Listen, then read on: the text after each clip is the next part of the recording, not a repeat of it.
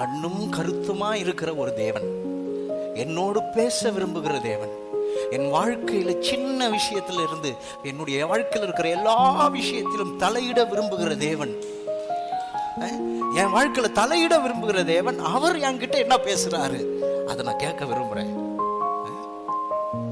இந்த மாதிரி ஒரு ஆவல் உங்க வீட்டுல இருக்கா? உங்க மனைவியை நீங்களும் அப்படி பேசிக்கிறீங்களா? எப்படி பேசிக்கிறாங்க?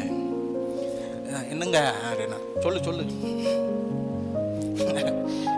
சம்பந்தமே இல்லாத மாதிரி சொல்லு சொல்லு சொல்லு, தெரியுது உங்ககிட்ட தாங்க பேசுறேன், தெரியுது சொல்லி தொலை. இதான் வேண்டா வெறுப்போட பேசுறது. குடும்பத்தில் பார்த்துருக்கீங்களா? பிள்ளைகளோட பேசி பார்த்துருக்கீங்களா? பிள்ளைகளோட எல்லாம் பேசுறது கிடையாது. வேலையை பாரு, தள்ளி போ, போடு,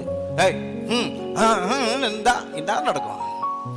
இந்த பேச்சுக்குள்ள உறவை கொண்டு வருவது ரொம்ப முக்கியம். அவர் பேசுறத கேட்கணும், நீங்க பேசுறத அவர் கேட்கணும்.